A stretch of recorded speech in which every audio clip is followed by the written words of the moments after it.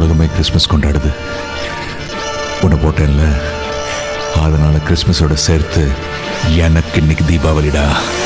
Welcome to cricket insight SK. இன்றைக்கி நம்ம batsmen எந்தெந்த டீமில் இருக்காங்கன்னு பார்த்துடலாம். அதுக்கு முன்னாடி happy Christmas to top 10 batting opening batsmen count down. 10th பொசிஷனில் நான் எந்த டீம் இருக்க போகுதுன்னு நீங்கள் நினைக்கிறீங்க? உங்களோட கவுண்ட் டவுன்ஸ் பற்றி நீங்கள் கமெண்ட் பண்ணுங்கள்.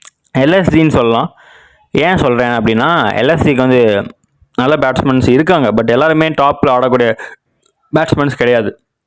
ஆயுஷ் பதோனியா இருக்கட்டும், அதுக்கப்புறமா டேவிட் மில்லர், ரிஷப் பண்ட், இவங்க மாதிரி பிளேயர்ஸ் எல்லாம் ஒன் டவுனில் வந்து ஆடக்கூடிய பிளேயர்ஸ் தான். பட் யூஸ் பண்ணிக்கலாம், நீங்கள் வந்து ஒரு ரிஷப் பண்ட்டை யூஸ் பண்ணலாம் டவுன் அப்பில் டாப் ஆர்டரில். பட் சொல்லிக்கிற மாதிரி அவங்களுக்கு எந்த பிளேயர்ஸுமே இல்லை அந்த அளவுக்கு.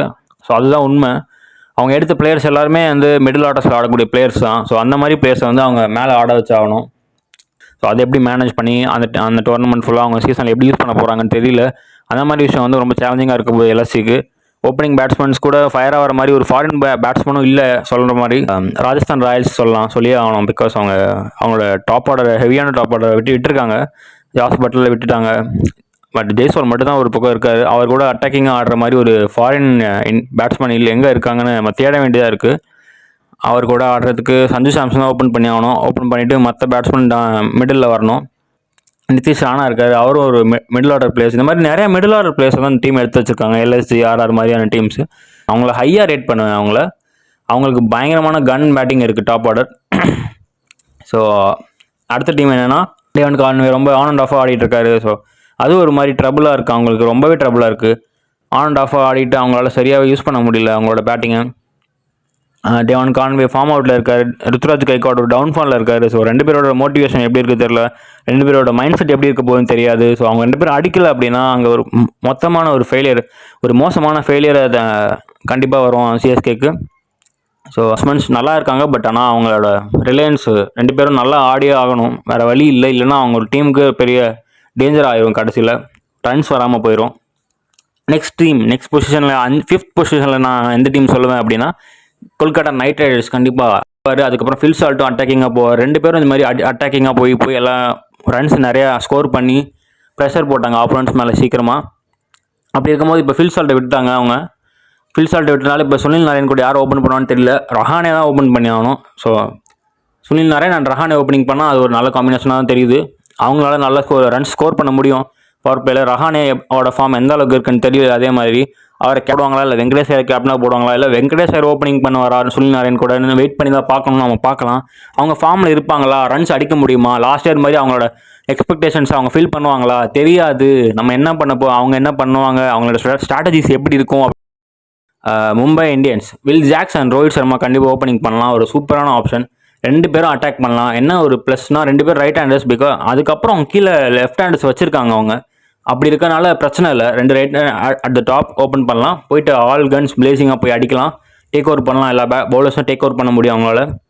அதுக்கான கெப்பாசிட்டி இருக்குது. பட் வில் ஜாக்ஸோட ரீசன்ட் ஃபார்ம் வந்து கன்சர்னாக இருக்குது. நீங்கள் கேட்கலாம், Will Jacks and Rohit Sharma சூப்பரான பேர் தான் நீங்கள், பட் ஏன் இப்படி கொடுக்குறீங்க? அவங்களோட பொசிஷனில் ஆடுறது முக்கியம் இல்லை, பட் அவரோட ரீசன்ட் ஃபார்ம் வந்து ரொம்ப ஒரு கொஷனபுளாக இருந்திருக்கு. அவர் இப்போ இந்தியா வர்சஸ் இங்கிலாந்து T20 ஸ்குவாட்லேயே நேம் பண்ணல அவரை. அப்படி இருக்கும்போது அவரோட கான்ஃபிடன்ஸ் பயங்கரமாக பாதிக்கும். ஆர்சிபியில் இருந்தப்போ அவர் பயங்கரமாக அவரோட நேஷனல் டீமுக்கு சூப்பராக ஆடிட்டு இருந்தார். அவரை ரிலீஸ் பண்ணி இப்போ மும்பைக்கு போன அப்புறம் அவர் நேஷனல் டீம்லேயே இல்லை இப்போது. ஸோ அது ஒரு பெரிய ட்ராபேக்காக இருக்குது மும்பை இந்தியன்ஸுக்கு. Delhi Capitals Faf du Plessis, Jake Fraser McGurk, இந்த மாதிரி நிறையா பிளேயர்ஸ் வச்சுருக்காங்க. அவங்க சூப்பரான பேட்டிங் இருக்குது அவங்களுக்கு டாப்பில். ஃபேவ் டு பிளஸி ஆடினா டீப்பாக ஆடி பவர் பிளேயில் பயங்கரமாக 45, 55 அடிச்சிருவார். ஜேக் ஃப்ரேசர் மெக்கருக்கும் அதான் ஒரு யங் டேலண்ட்டு. ரெண்டு பேருமே இப்போ நல்ல ஒரு டீசெண்டான ஃபார்மில் இருக்காங்க. ஸோ பயங்கரமான ஒரு ஓப்பனிங் காம்போவாக இருக்க போது எனக்கு பொறுத்த வரைக்கும் இந்த ஓப்பனிங் காம்போ. டெல்லிக்கு இது ஒரு பயங்கரமான ஓப்பனிங் காம்போன்னு சொல்லி ஆகலாம். அண்ட் ஆர்சிபியில் ஜாக்கப் பெத்தல், ஃபில் சால்ட், அதுக்கப்புறம் தேவதத் படிக்கல், இந்த மாதிரி நிறைய ஓப்பனர்ஸ் இருக்காங்க. விராட் கோலி ஓப்பன் பண்ணுவார்னு நினைக்கிறேன். எப்படி பார்த்தாலும் அவங்களோட ஓப்பனர்ஸ் வந்து ஸ்ட்ராங் அண்ட் ஃபயரிங்காக இருக்குது. ஸோ பவர் பிளேயில் அவங்களால 80, 90 கூட அடிக்க முடியும், சான்ஸ் இருக்குது. சின்னசாமி மாதிரி கிரவுண்டில் அவங்க யூட்டிலைஸ் பண்ணாங்க அப்படின்னா பயங்கரமாகவே அடிப்பாங்க. Travis Head and Abhishek Sharma சர்ப்ரைஸே கிடையாது. அவங்களால அடிக்க முடியலாம், அப்புறம் வேறு யார் அடிப்பாங்க. அவங்க நிறைய வாட்டி நமக்கு ப்ரூவ் பண்ணி காமிச்சிருக்காங்க ஓவர் த பாஸ்ட் 2 இயர்ஸாக. பயங்கரமாக அட்டாக் பண்ணி அவங்க எல்லா டீம்ஸையும் ஈஸியாக கவுண்டர் அட்டாக் பண்ணியிருக்காங்க. அப்படி இருக்கும்போது அவங்களோட ஃபார்மும் பயங்கரமாக இருக்குது. டிராவிஸ் ஹெட் வந்து இப்போ பிஜிடி ட்ராஃபியில் வர செஞ்சுரிலாம் நிறைய அடிச்சிட்ருக்காரு. அபிஷேக் சர்மாவும் சவுத் ஆஃப்ரிக்கா சீரிஸில் லாஸ்ட்டாக ஒரு 50 அடிச்சார். ஸோ 2 பேருமே ஒரு நல்ல ஃபார்மில் இருக்காங்க. பார்ப்போம் வெயிட் பண்ணி எப்படி ஆட போகிறாங்க இந்த சீசன் அப்படின்னு. அண்ட் ஃபர்ஸ்ட்டில் இருக்க ஒரு டீம் எப்படி கிங்ஸுக்கு வந்து Prabhsimran Singh and Josh English ஒரு ஆப்ஷனாக இருப்பாங்க. ஜாஷ் இங்கிலீஷ் இல்லைனா மார்க்கஸ் ஸ்டாயினிஸ் கூட ஓப்பன் பண்ணலாம். மார்க்கஸ் ஸ்டாயினிஸ் ஒரு நல்ல ஓப்பனர், பிக் பேஷ் லீக்லலாம் நல்லா செஞ்சுரிலாம் அடிச்சிருக்காரு. அவர் நல்லா ஒரு ஆப்ஷனாக இருப்பார். பிரப்சிம்ரன் சிங் அடித்தார் அப்படின்னா இவர் ஒரு பக்கமும் நல்லா நின்று ப்ரெஷர் இல்லாமல் ஆடுவார். அப்படி ஒரு வேளை அவர் ஃபெயில் ஆகிட்டார் அப்படின்னாலும் மார்க்கஸ் ஸ்டாயினிஸால் அடிச்சு ஆட முடியும். ஸோ அவருக்கு நல்ல கெப்பாசிட்டி இருக்குது. அவர் நிறையா வந்து மேட்சஸ்லாம் வந்து முடிச்சு கொடுத்துருக்காரு. ஓப்பனிங்கில் மறக்க வேணாம், சேப்பாக்கில் வந்து ஒரு சிங்கிள் ஹேண்டடாக ஒரு செஞ்சுரி அடிச்சு எல்எஸ்சியை வின் பண்ண வச்சார். அந்த மாதிரி இருக்கும்போது பஞ்சாபுக்கு ஒரு நல்ல அடிஷனாக இருப்பார். ஓப்பனிங் ஆப்ஷன் பார்க்கலாம். பஞ்சாப் பேட்டிங் வந்து ஒரு நல்ல டைமென்ஷனாக இருக்குது. டெப்த் கிடைக்குது அவங்க பேட்டிங்.